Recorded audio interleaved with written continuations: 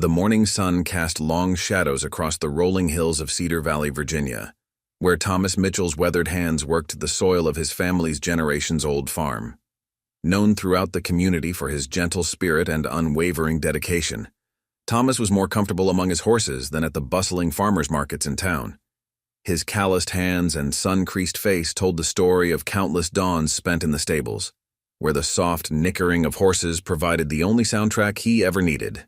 At 62, Thomas had earned the respect of everyone in Cedar Valley not through grand gestures or wealth, but through the quiet dignity with which he lived his life. The locals often said that Thomas could whisper to horses, though he would merely smile and shake his head at such notions.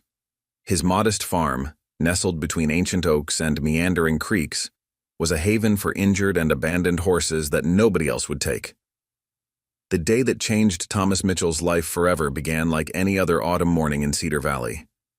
A gentle mist hung over the pastures, and the crisp October air carried the scent of fallen leaves and damp earth. Thomas had just finished his morning routine of feeding the horses when his phone rang. Sarah Henderson, a local veterinarian and longtime friend, was calling with an urgency in her voice that immediately set him on edge. "Thomas, we've got an emergency." Sarah's voice crackled through the speaker. "Highway Patrol found a horse trailer abandoned off Route 29 just past the old Miller property. There's a mare inside and it's key." "It's bad, Thomas, really bad. You're the only one I trust with cases like this." Without hesitation, Thomas grabbed his truck keys.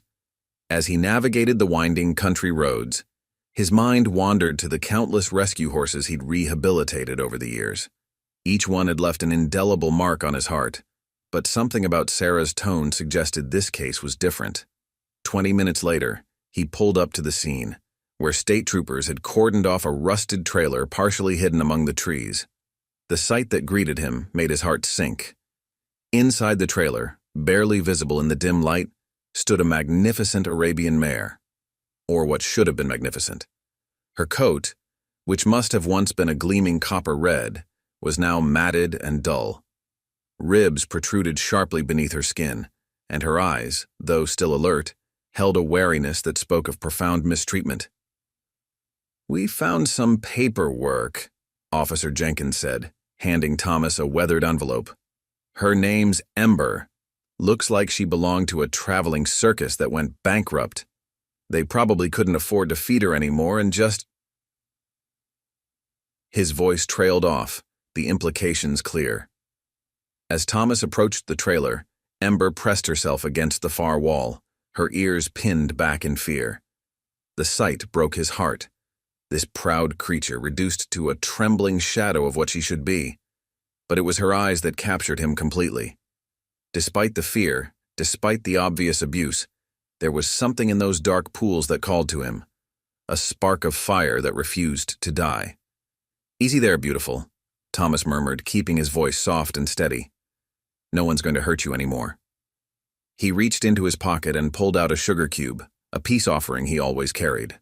With painstaking slowness, he held it out, palm flat, and waited. The minutes ticked by. Sarah and the officers watched in tense silence as Thomas remained perfectly still, his arm extended. Finally, after what seemed like an eternity, Ember took a tentative step forward. Her nostrils flared as she caught the sweet scent, and with delicate precision, she plucked the sugar cube from his palm. "She's going to need extensive care," Sarah said, breaking the silence. "The dehydration alone is severe, and there's evidence of prolonged malnutrition, not to mention the psychological trauma." She paused, studying Thomas's face. "Most folks would say she's too far gone, that the kindest thing would be to—"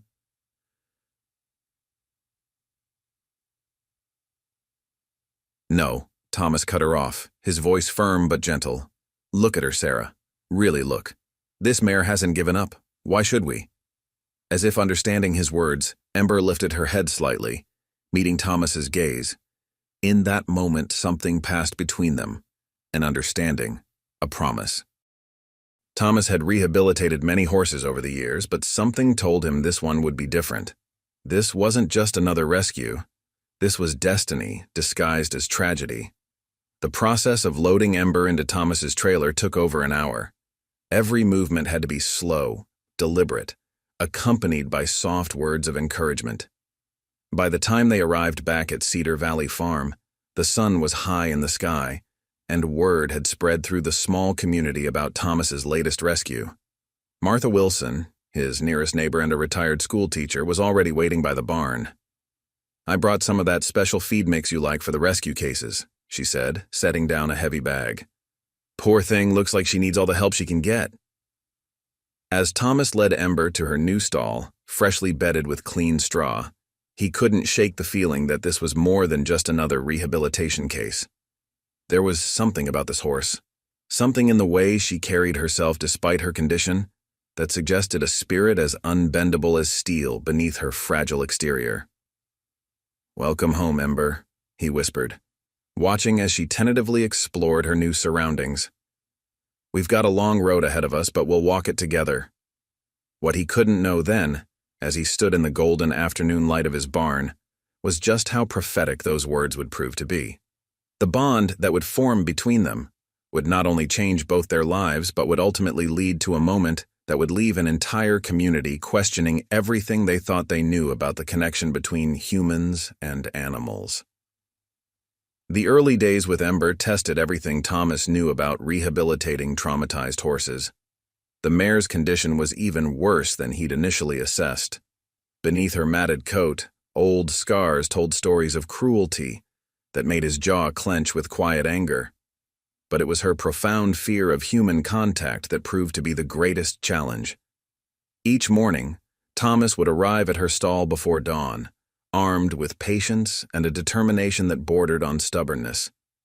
He would sit quietly on an overturned bucket, reading his morning paper or simply talking to her in low, soothing tones about everything and nothing: the weather, the other horses, stories from his years on the farm.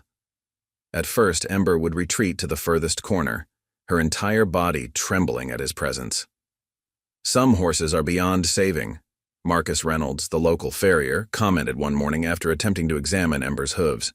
The mare had panicked, nearly kicking through the stall door. "I've seen this before, Thomas. Whatever they did to her in that circus, it broke something inside her. Maybe it's time to consider—" "No," Thomas interrupted, his voice quiet but firm. "She's not broken, Marcus. She's just forgotten how to trust. There's a difference." He watched as Ember paced her stall, her movements a desperate dance of anxiety and fear. "And we're going to help her remember." Word of Thomas's latest rescue spread through Cedar Valley, drawing a steady stream of well-meaning visitors. Some brought advice, others brought special feeds or healing salves, but most brought opinions. Plenty of them. The consensus among the townspeople was clear.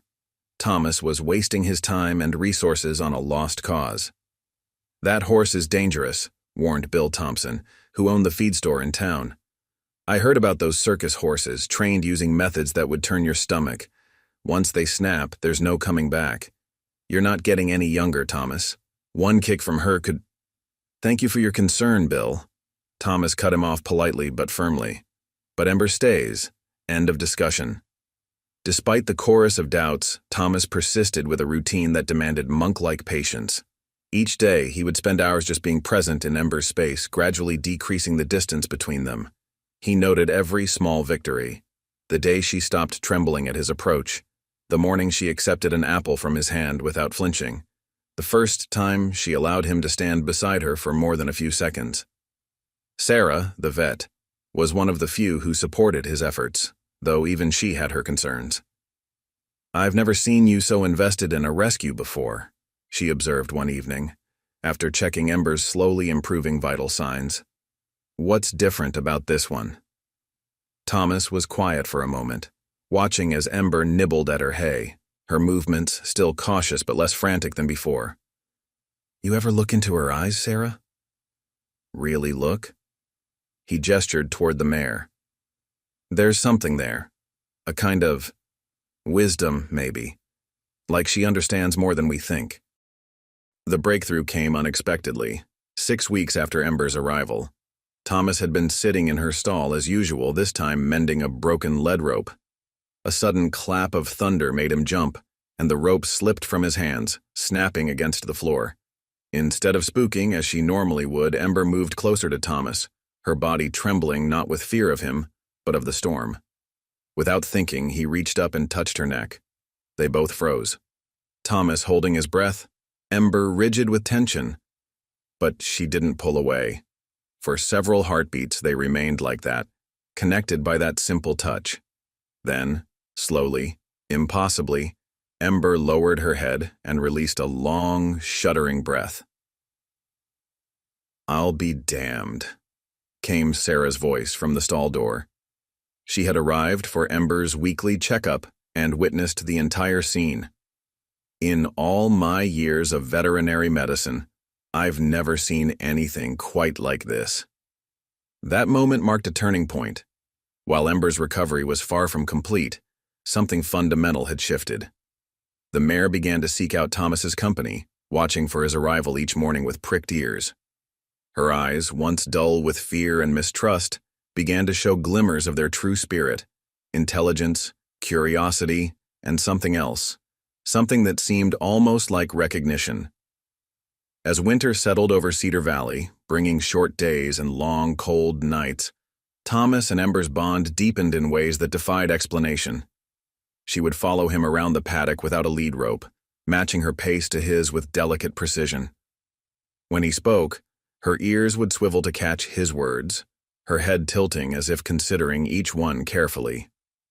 "It's like she understands every word," Martha observed one morning, watching from the fence as Thomas worked with Ember. "I've never seen anything like it." What none of them could know was that this extraordinary connection would soon be tested in ways they could never imagine, leading to a moment that would challenge everything they thought they knew about the boundaries between humans and animals. As winter melted into spring, the transformation in Ember was nothing short of remarkable. Her copper-red coat, once dull and matted, now gleamed in the sunlight like burnished metal. Her frame, previously skeletal, had filled out with healthy muscle, and her movements carried a grace that hinted at her circus background. But it was the change in her spirit that truly captured the attention of everyone at Cedar Valley Farm. The mare, who had once trembled at human contact, now greeted Thomas each morning with gentle nickers, her ears pricked forward in obvious recognition. She would stand patiently while he groomed her, occasionally turning her head to lip at his pockets for the peppermints she knew he always carried. What began as a rescue had evolved into something far deeper, a partnership built on unwavering trust and understanding. "It's uncanny," Sarah remarked during one of her now routine visits. She watched as Thomas worked with Ember in the round pen, the two moving in perfect synchronization. No lead rope connected them. They communicated through subtle shifts in body language, a silent dialogue that seemed almost telepathic. "I've never seen a horse respond to someone like this, especially not after what she's been through." Thomas had begun teaching Ember new skills, but not in the traditional sense. Rather than imposing his will, he would present ideas and let her choose whether to engage. To everyone's amazement, she seemed to delight in learning, approaching each new challenge with keen intelligence. She learned to open her stall door with her muzzle, to fetch specific items when asked, and even to respond to complex verbal commands. One particularly memorable morning, Martha Wilson was visiting when she witnessed something extraordinary. Thomas had been fixing a fence rail, his tools spread out on the ground beside him, when he realized he'd forgotten his hammer in the barn. "Ember," he called out to the mare who was grazing nearby. "Could you fetch my hammer from the toolbox by the barn door?" To Martha's astonishment, Ember lifted her head, walked purposefully to the barn, and returned moments later with the hammer held carefully in her teeth. She delivered it to Thomas as naturally as a well-trained dog might, then returned to her grazing as if nothing unusual had occurred. "Lord have mercy," Martha whispered, crossing herself. "Thomas Mitchell, that horse is something else entirely." The story spread through Cedar Valley like wildfire, growing with each retelling until it seemed half the county was finding excuses to drive by the farm. Thomas took it all in stride, neither encouraging nor dismissing the attention. His focus remained solely on Ember and their evolving relationship. As spring progressed, Thomas noticed something else about Ember, an almost supernatural sensitivity to the emotions and physical well-being of those around her. When Martha's arthritis was particularly bad, Ember would stand next to her at the fence, positioning herself so Martha could lean against her warm bulk for support.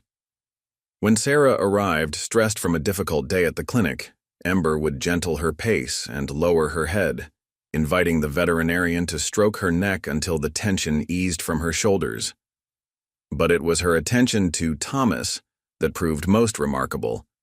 If he so much as coughed, she would appear at his side, watching him with concerned eyes. She seemed to know when his old back injury was troubling him, adjusting her movements to accommodate his slower pace without being asked. There were times when Thomas could have sworn she understood not just his words, but his thoughts themselves. "You're more than just a horse, aren't you, girl?" he would sometimes murmur when they were alone. Ember would fix him with those intelligent eyes, and Thomas would feel a shiver of something he couldn't quite explain, a sense that their connection transcended the ordinary boundaries between human and animal. One evening, as Thomas sat on his porch watching the sunset, Sarah joined him for their weekly chat. The conversation turned, as it often did, to Ember. "You know," Sarah said thoughtfully, "in all my years of veterinary medicine, I've studied countless cases of animal behavior and human-animal bonds. But what you and Ember have, it's different. It's like she's not just responding to you, she's anticipating you, understanding you on a level that shouldn't be possible." Thomas nodded slowly, watching as Ember grazed in the failing light. "Sometimes I think about that day we found her. How close she came to being just another tragic statistic. Now look at her. She's not just surviving, she's thriving, teaching us as much as we're teaching her." What Thomas couldn't know then was how prophetic those words would prove to be. The deep bond he and Ember had forged would soon be tested in ways neither of them could imagine, leading to a moment that would leave an entire community questioning everything they thought they knew about the connection between humans and animals. As the sun dipped below the horizon, casting long shadows across the pasture, Ember lifted her head and walked to the porch. She stopped before Thomas, letting out a soft breath that ruffled his gray hair. In her eyes, he saw not just intelligence or affection, but something deeper, a wisdom that seemed almost human, and a loyalty that would soon be proven in the most extraordinary way imaginable. The change began so subtly that Thomas almost missed it. As summer faded into early autumn, his mornings grew increasingly difficult. Simple tasks like lifting hay bales or climbing into the tractor's cab left him winded and clutching his chest. At first, he dismissed it as age catching up with him. After all, 62 wasn't exactly young, especially with decades of farm work weighing on his bones. Ember was the first to notice something was wrong. Her behavior shifted, becoming more protective, almost hovering. She would follow Thomas everywhere, watching his movements with an intensity that bordered on anxiety. If he paused to catch his breath, she would position herself beside him, offering her sturdy frame for support. When he brushed off Martha's concerns about his pale complexion and shortness of breath, Ember would paw at the ground and toss her head, as if protesting his stubbornness. "That mare's trying to tell you something," Martha insisted one morning, after watching Thomas struggle to complete his usual chores. She had brought over one of her famous apple pies, but her real purpose was clear in her worried eyes. "I've never seen her so agitated, Thomas, and you're not looking well yourself." Thomas waved away her concern, though the gesture itself left him slightly dizzy. "Just getting old, Martha. Nothing to fuss about." But even as he spoke the words, Ember snorted and stamped her foot, her ears pinned back in what almost looked like frustration. The incident that changed everything happened on a crisp October morning, eerily similar to the day Ember had first arrived at Cedar Valley Farm. Thomas was in the barn, stacking hay bales, when the pain hit, a vice-like pressure in his chest that dropped him to his knees. The world tilted sideways, colors bleeding into a gray haze as he struggled to draw breath. Ember, who had been watching from her stall, immediately began kicking at her door with such force that the wood splintered. Breaking free, she rushed to Thomas's side. But instead of stopping there, she threw back her head and let out a series of piercing neighs that echoed through the entire farm. Martha, who had been walking up the drive with another pie and more concerns about Thomas's health, heard the commotion and broke into a run. She found Thomas collapsed in the barn, Ember standing guard over him, still calling out in that unnatural, urgent way. "Oh, my lord," Martha gasped, already pulling out her phone to dial 911. "Thomas! Thomas, can you hear me?" The next few hours passed in a blur of sirens, urgent voices, and the steady beeping of hospital monitors. The diagnosis was clear. Thomas had suffered a major heart attack. Without Ember's quick action in alerting Martha, the doctor said, the outcome could have been far worse. "You've got quite a guardian angel in that horse," Dr. Reynolds remarked as he reviewed Thomas's test results. "But Mr. Mitchell, I need to be clear. Your heart has sustained significant damage. You're going to need surgery, and after that, a long period of recovery. Farm work is out of the question for the foreseeable future." Back at Cedar Valley Farm, Ember's behavior had become even more extraordinary. She refused to leave the barnyard, positioning herself where she could watch the driveway, her ears constantly pricked toward the road as if waiting for Thomas's return. She would barely eat, accepting only the minimum from Martha, who had taken over the farm's daily operations. "It's like she's grieving," Sarah observed during a visit to check on the distraught mare. "I've seen animals mourn before, but this is different. She's not just sad, she's worried. Like she understands exactly what's happening." Days turned into weeks, and Thomas remained in the hospital, his recovery complicated by secondary infections and his own stubborn insistence on trying to do too much too soon. Through it all, Ember maintained her vigil, responding to any approaching car with intense focus, only to sink back into her dejected pose when it wasn't Thomas. Finally, after nearly a month, Thomas was cleared to return home, though under strict conditions. He would need constant care, regular medical checks, and absolutely no farm work. Martha arranged for her nephew James to help with the heavy tasks while she herself moved into Thomas's guest room to provide round-the-clock assistance. The day Thomas returned home, Ember's reaction left everyone speechless. As the car pulled up the drive, she let out a soft nicker of recognition. But when she saw how frail Thomas looked, how he needed help just to walk from the car to the porch, her entire demeanor changed. Gone was her usual exuberance. Instead, she approached with extraordinary gentleness, matching her pace to his faltering steps. "Hey, old girl," Thomas whispered, his voice rough with emotion as he reached out to touch her nose. Ember lowered her head, breathing in his scent, then positioned herself beside him like a living crutch, offering her strength to lean on. From that day forward, Ember appointed herself as Thomas's personal nurse and guardian.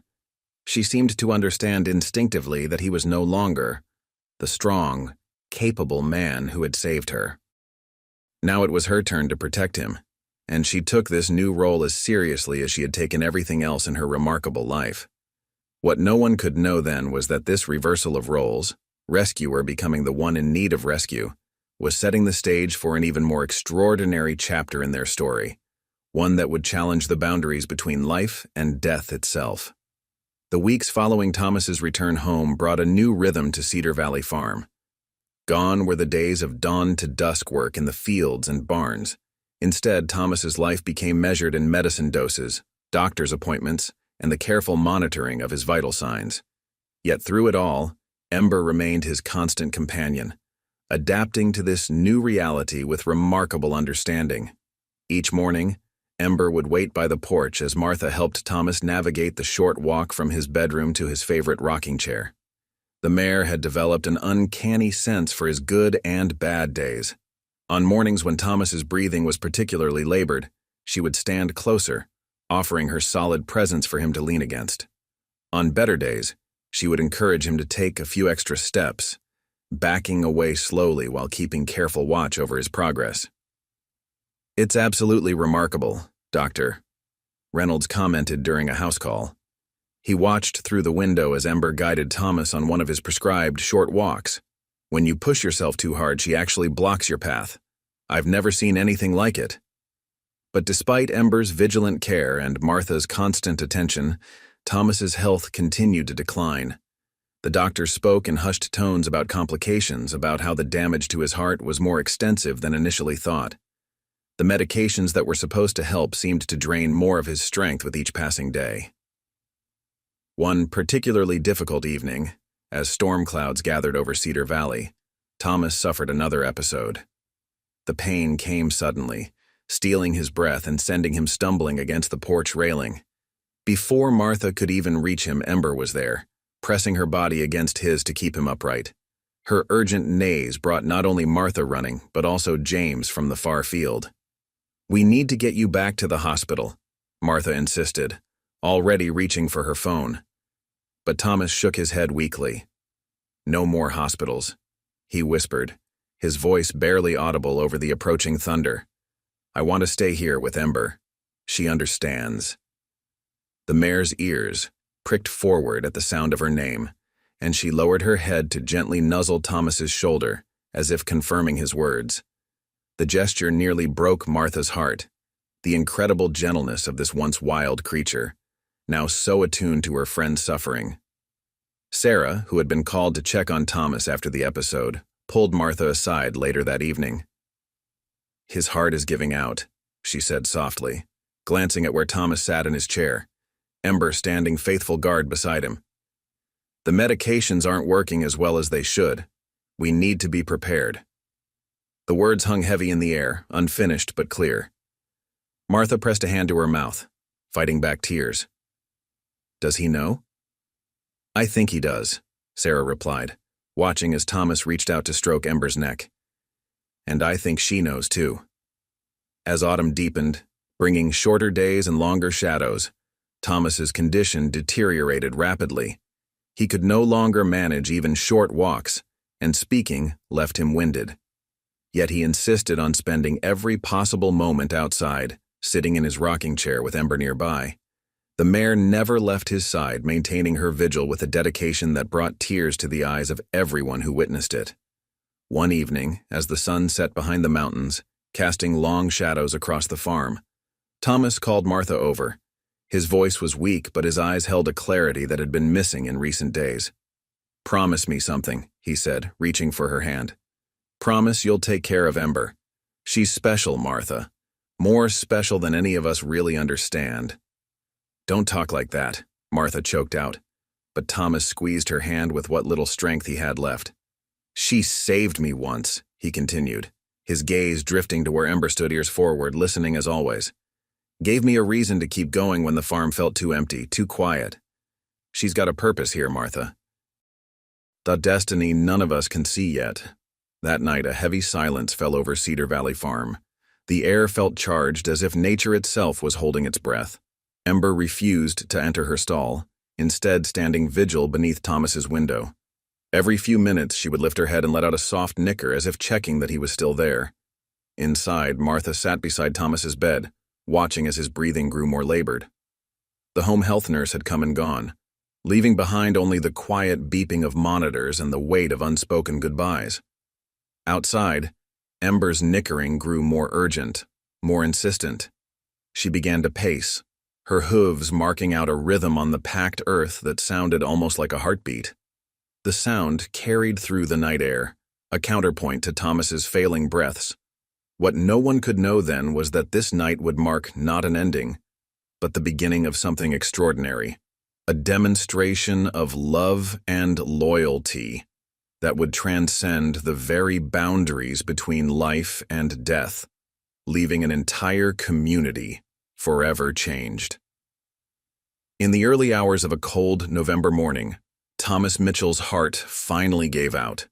The monitors by his bedside fell silent, their steady beeping replaced by a single, continuous tone that seemed to echo through the entire house. Martha, who had dozed off in the chair beside him, jerked awake to the sound of urgent hoofbeats and an almost human cry from outside. Ember's distress was immediate and devastating. The moment Thomas's heart stopped, she let out a series of piercing neighs that cut through the pre-dawn stillness. Her hooves thundered against the ground as she circled the house, her cries becoming more frantic with each passing moment. It was as if she knew, somehow, that her beloved friend had slipped away. Sarah, who had been called to the house along with other emergency responders, found herself frozen at the sight of the mare's obvious anguish. "In all my years of veterinary medicine," she whispered to Martha, "I've never seen anything like this. It's like she can sense." The paramedics arrived quickly, their sirens piercing the morning quiet. As they rushed into the house with their equipment, Ember's behavior became even more erratic. She paced frantically, her eyes never leaving the front door, her entire body trembling with what looked like desperate determination. "Time of death, 5:47 a.m., one of the paramedics announced solemnly, stepping back from Thomas's bedside. The words seemed to trigger something in Ember. Her next neigh was different, deeper, more urgent, almost commanding. What happened next would be talked about in Cedar Valley for years to come. As the funeral home personnel arrived to take Thomas's body, Ember broke through the wooden fence of her paddock with a strength born of desperation. Before anyone could react, she galloped to the front of the house, positioning herself between the door and the hearse. "Someone needs to control that horse," one of the funeral directors called out, but no one moved. There was something in Ember's stance, in the fierce intelligence of her gaze that kept everyone rooted in place. James attempted to approach her with a lead rope, speaking in soothing tones, but Ember wouldn't budge. Her eyes remained fixed on the door, waiting. When they finally brought Thomas's body out, covered in a sheet on the gurney, Ember's reaction left everyone speechless. She approached the gurney slowly, with a gentleness that contradicted her earlier frenzy. Lowering her head, she softly nickered, the same sound she had used to greet Thomas every morning. Then, to everyone's astonishment, she began to follow the gurney, matching her pace to those carrying it, as if she were part of the procession. "Let her," Martha said, her voice thick with tears, when someone suggested trying to stop her. "She deserves to say goodbye." The funeral directors, though clearly uncomfortable, continued their task with Ember following close behind. As they loaded Thomas's body into the hearse, the mare stood perfectly still, her head lowered in what almost looked like prayer. Only when the car doors closed did she let out another of those haunting calls. The next 3 days passed in a blur of preparations and grief. The whole town turned out to pay their respects to Thomas Mitchell, the man who had given so much to their community. But it was Ember who captured everyone's attention. She refused to leave her self-appointed post near the house, barely touching the food and water Martha brought her. Her eyes remained fixed on the driveway, as if waiting for Thomas's return. On the morning of the funeral, something changed in Ember's demeanor. The despondent waiting was replaced by a sense of purpose. As the first mourners began to arrive at Cedar Valley Farm, where the service would be held according to Thomas's wishes, Ember stood tall, her ears forward, watching everything with an intensity that made some people nervous. "Should we put her in the barn?" James asked Martha, eyeing the mare warily. "Just until after the service?" Martha shook her head. "No," she said firmly. "Thomas would want her here. She has a right to say goodbye." The funeral service was set up in the large meadow where Thomas and Ember had spent countless hours together.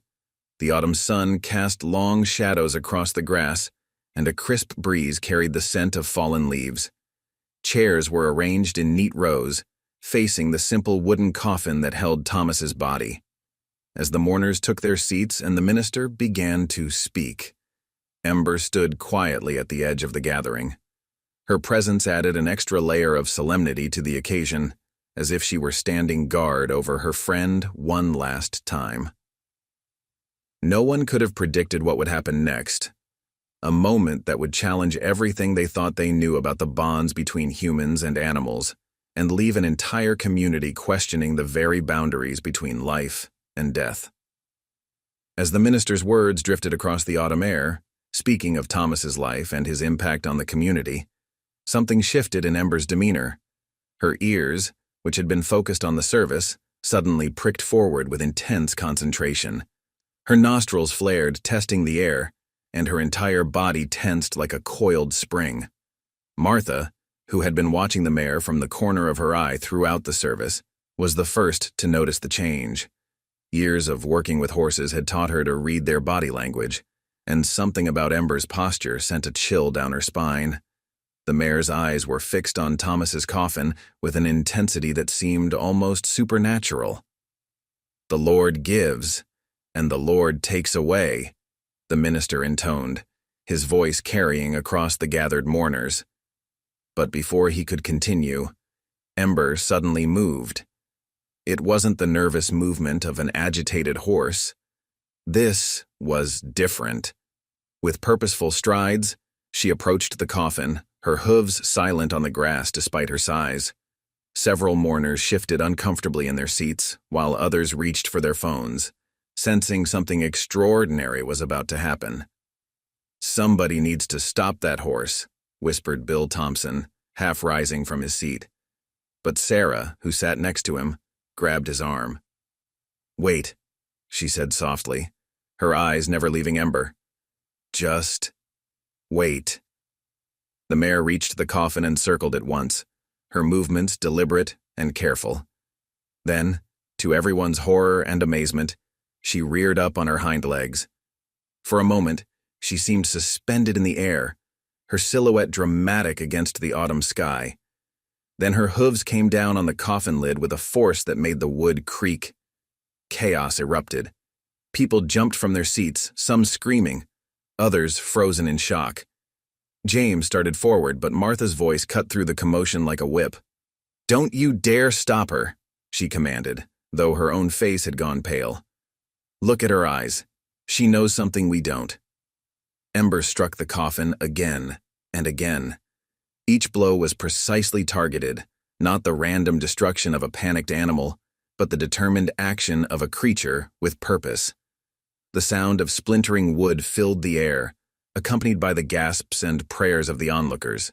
Then, through the cacophony of breaking wood and murmuring voices, came another sound. Faint, barely audible, but unmistakable. A moan. The minister stumbled backward, his Bible falling from nerveless fingers. Sarah pushed through the crowd, her medical training overriding her shock. The coffin lid had split, revealing Thomas's pale face beneath, and his chest was moving. "He's breathing." Sarah's voice cracked with disbelief. "Dear God, he's breathing." The next few minutes were a blur of frantic activity. Emergency services were called, while Sarah and a retired nurse from the congregation worked to assess Thomas's condition. Ember stood quietly now, her job done, watching as the paramedics arrived and carefully lifted Thomas from the coffin. "It's called catalepsy," the emergency room doctor would later explain to the stunned family gathered in the hospital waiting room. "A rare condition where the body's processes slow to the point where they're almost undetectable. Combined with his heart condition, it created a perfect storm of circumstances that mimicked death." But the medical explanation did little to diminish the miracle of what had occurred. How had Ember known? What had she sensed that trained medical professionals had missed? The story spread through Cedar Valley and beyond, drawing journalists and researchers from across the country. Through it all, Ember remained a steady presence, as if unaware of the extraordinary thing she had done. When Thomas was finally allowed visitors in the hospital, she was brought to see him, carefully walking the corridors with a calmness that amazed the hospital staff. The moment she saw him, she let out a soft nicker, the same gentle greeting she had always used, as if nothing unusual had happened at all. "You knew, didn't you?" Thomas whispered when they were alone, his voice weak but filled with wonder. "Somehow you knew I was still in there." Ember's response was to lower her head and breathe softly against his hand, her eyes holding that same deep intelligence that had first drawn Thomas to her all those months ago. In that moment, the boundaries between human and animal seemed to blur, suggesting depths of understanding and connection that defied explanation. The events at the funeral became a testament to something beyond ordinary understanding, a bond between human and animal that transcended the usual limitations of species and consciousness. It challenged everything the people of Cedar Valley thought they knew about life, death, and the capacity for love and understanding in the animal kingdom. In the weeks following the extraordinary events at the funeral, Cedar Valley found itself transformed. The small farming community, once known only for its annual harvest festival and prize-winning corn, became a focal point of national attention. News crews set up their vans along the quiet country roads, while researchers and animal behaviorists arrived from universities across the country, all eager to understand the remarkable bond between Thomas Mitchell and his horse. But within the walls of Cedar Valley Regional Hospital, where Thomas was slowly regaining his strength, the miracle continued to unfold in quieter, more personal ways. The doctors, initially skeptical of allowing a horse on hospital grounds, had been forced to reconsider their stance after witnessing Ember's extraordinary effect on Thomas's recovery. His vital signs improve dramatically when she's present, Dr. Reynolds noted, reviewing Thomas's charts with growing amazement. Blood pressure stabilizes, heart rhythm normalizes. It's as if her presence alone is better medicine than anything we can prescribe. The hospital made unprecedented accommodations, designating specific visiting hours when Ember could be led through the back entrance to the small courtyard outside Thomas's first-floor room. The mare would stand at his window, her head reaching inside through the open pane, while Thomas sat in his chair and talked to her softly.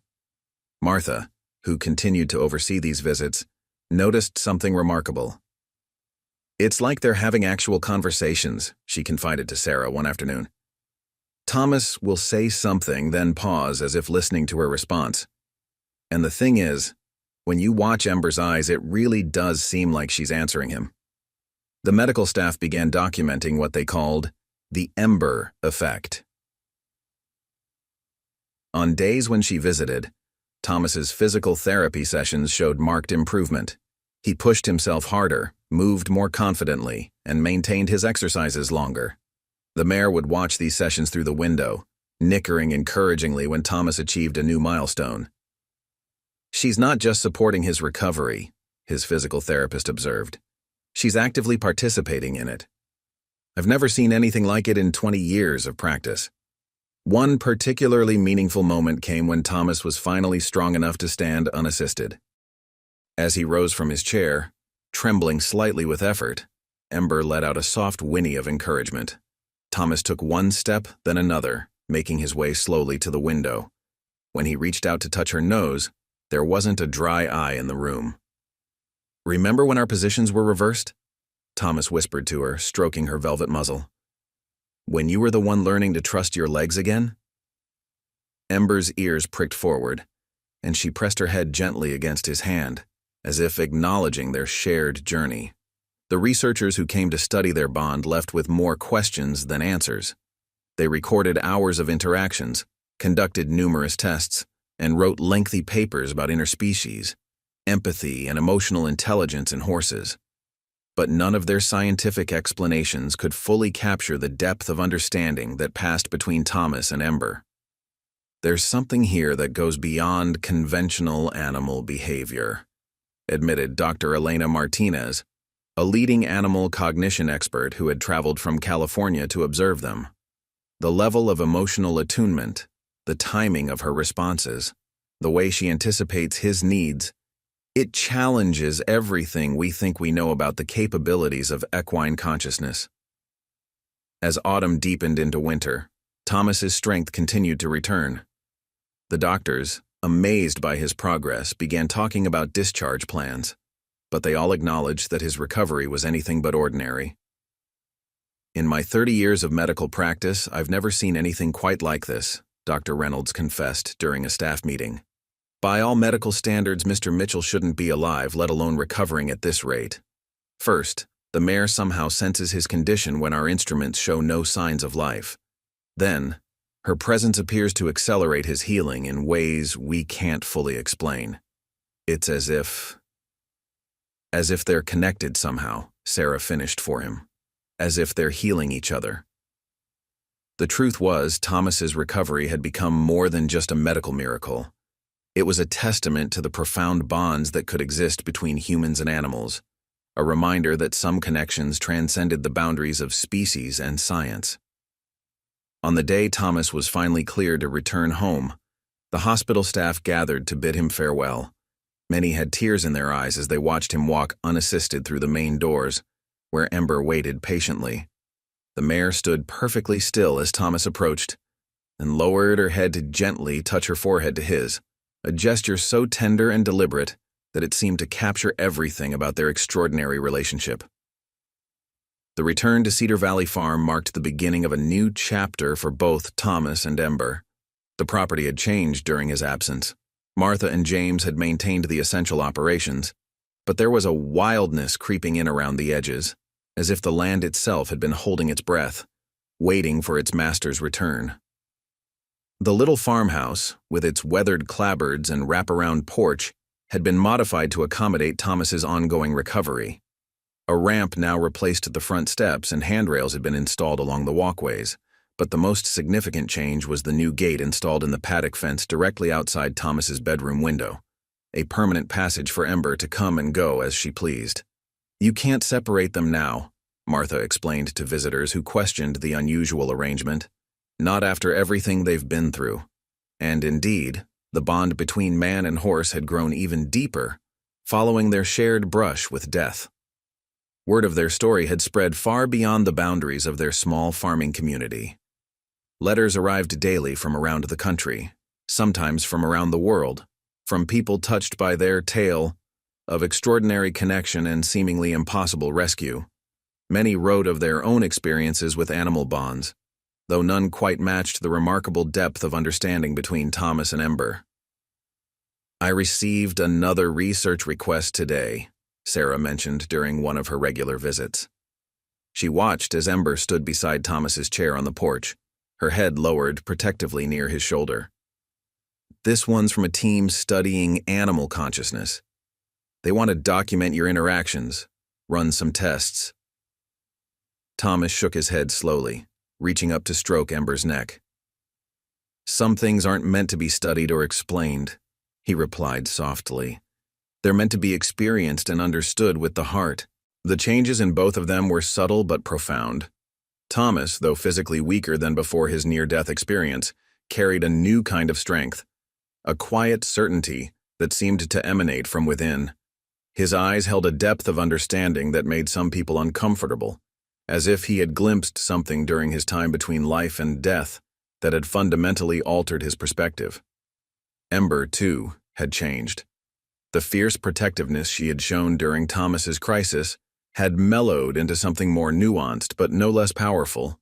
She developed an almost uncanny ability to anticipate not just Thomas's needs, but those of anyone who visited the farm. If Martha's arthritis was acting up, Ember would appear at her side, offering her sturdy frame for support. When James's young daughter fell and scraped her knee, the mare stood patiently while the child cried into her mane. "It's like she sees right through to your soul," Martha observed one evening, watching as Ember guided Thomas on one of their slow walks around the property. Like whatever happened that day at the funeral opened up something in her, some deeper understanding of human nature. The local church ladies, who had always been somewhat skeptical of Thomas's devotion to his horses, now spoke of Ember in hushed, reverent tones. Some even began bringing her treats after Sunday services, seeing in her something that transcended ordinary animal nature. One crisp morning, as frost painted the pasture grass silver, a young reporter from a national magazine arrived to interview Thomas. She found him in his usual spot on the porch, Ember standing faithful guard beside him. "Mr. Mitchell," she began, notebook in hand, "everyone wants to know. How did Ember know? How could she tell you were still alive when even the doctors couldn't?"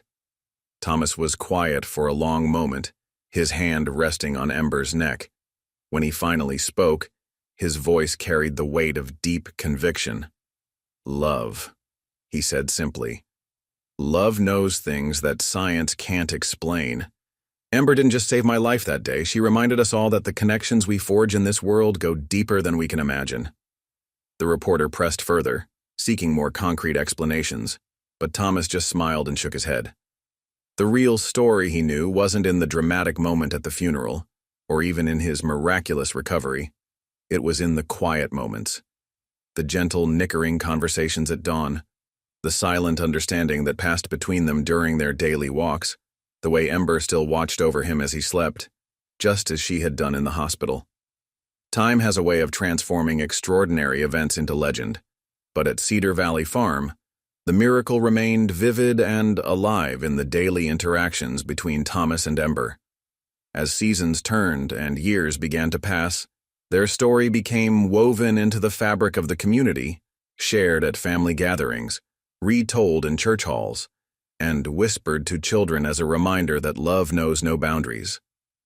The farm itself had evolved into something of a sanctuary. People would drive from miles around, sometimes bringing their troubled horses. Other times, simply seeking the peaceful wisdom that seemed to emanate from the unlikely pair. Thomas never turned anyone away, though he was careful to maintain the quiet dignity of their home. "Watch how she moves with him," visiting horse trainers would whisper, observing the subtle dance between man and mare. Ember had developed an almost supernatural awareness of Thomas's physical state. On his stronger days, she would encourage him to walk further, gently pushing him to rebuild his strength. On days when his breath came shorter or his steps faltered, she would position herself closer, offering silent support.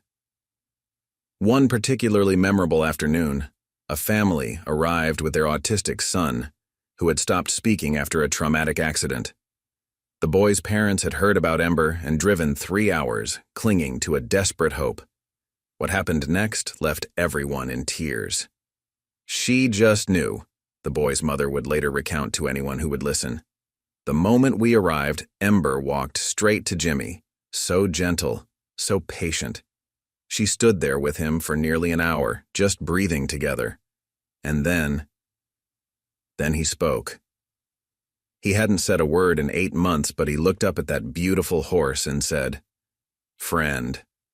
Thomas watched these interactions with quiet pride, understanding that Ember's gift extended far beyond their personal bond.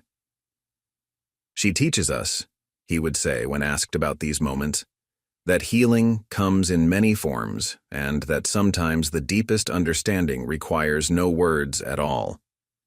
The scientific community hadn't given up their interest in the remarkable mare. Researchers continued to visit, armed with instruments and theories, eager to quantify and explain the inexplicable. They measured brain waves, recorded behavioral patterns, and wrote lengthy papers about enhanced equine empathy and interspecies communication. But none of their studies could capture the essence of what made Ember extraordinary. It wasn't just her intelligence or her empathy, remarkable as those were. It was something deeper, something that touched the souls of those who witnessed it. "She reminds us of what we've forgotten," Sarah mused one evening, watching as Ember guided a limping Thomas back to the porch. "In our rush to explain everything with science and reason, we've lost touch with the deeper mysteries of life, the connections that exist between all living things." The local school teachers began bringing their classes to visit the farm, using Thomas and Ember's story to teach lessons about loyalty, courage, and the power of unconditional love. The children would sit in the grass, wide-eyed, as Thomas recounted the tale of his miraculous rescue. Ember would stand nearby, ears pricked forward as if adding her own silent testimony to the narrative. "But how did she know?" the children would inevitably ask, echoing the question that had puzzled adults since that fateful day at the funeral. Thomas's answer never varied. "Sometimes the heart knows things that the mind can't understand. Ember didn't need machines or medical training to know I was still alive. She just needed to listen to her heart." As Thomas aged, moving more slowly but no less purposefully through his days, Ember's care for him grew even more refined. She developed a system of different nickering sounds, one for when he needed to rest, another for when his medicine was due, and yet another that seemed to be purely affectionate communication. "They've created their own language," Martha observed, having witnessed their relationship evolve over the years. It goes beyond simple horse and handler communication. It's like they're having actual conversations. The impact of their story reached far beyond Cedar Valley. Letters continued to arrive from around the world, sharing similar tales of animal intelligence and loyalty. Some wrote of dogs who had detected cancer in their owners before doctors found it, cats who had warned families of impending dangers, and horses who had shown extraordinary understanding in moments of crisis. "You see," Thomas would say, reading these letters from his porch rocking chair, Ember's head resting gently on his shoulder. "Our story isn't just about one miracle. It's about opening our eyes to the miracles that surround us every day, the incredible bonds we can forge when we open our hearts to the possibility of deeper connection.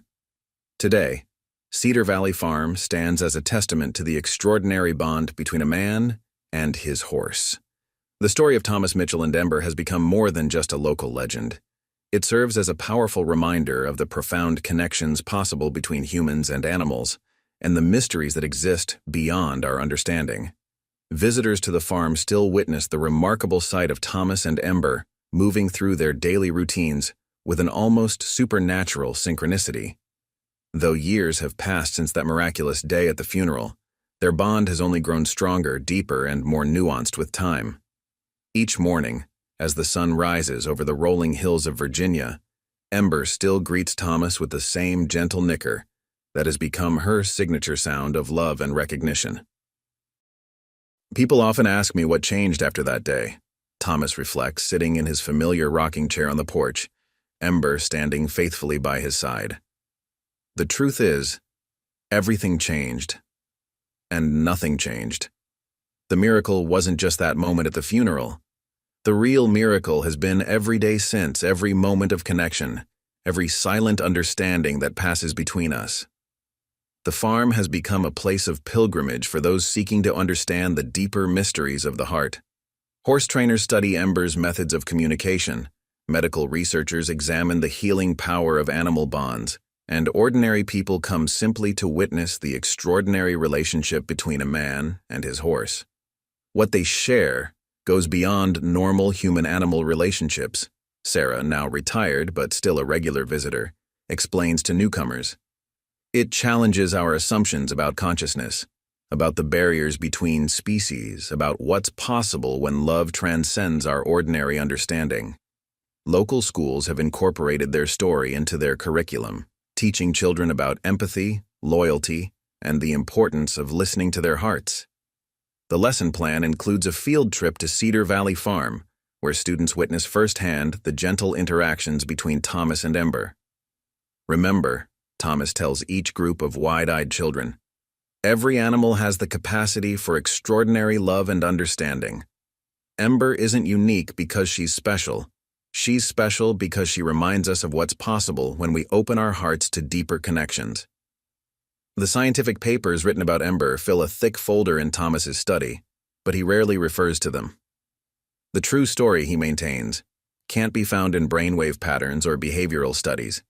It lives in the quiet moments between him and Ember, in the silent conversations they share, in the way she still watches over him as he sleeps. "Love knows things that science can't explain," Thomas often says, his hand resting gently on Ember's neck. "It knows when someone needs saving even when all hope seems lost.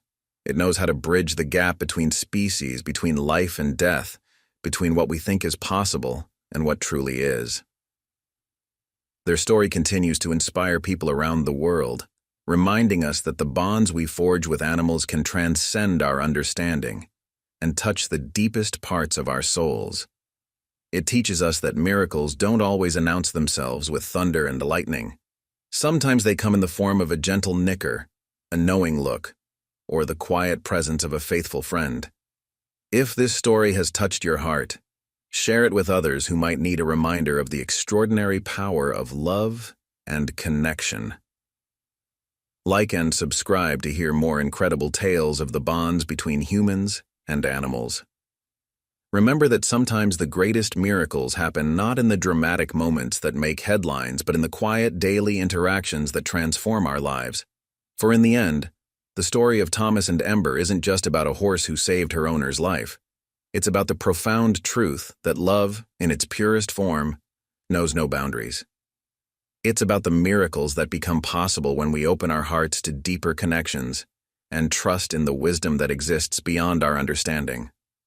May their story inspire you to look more deeply at the animals in your own life, to listen more carefully to the silent languages of the heart, and to remain open to the extraordinary possibilities that exist when love guides our way.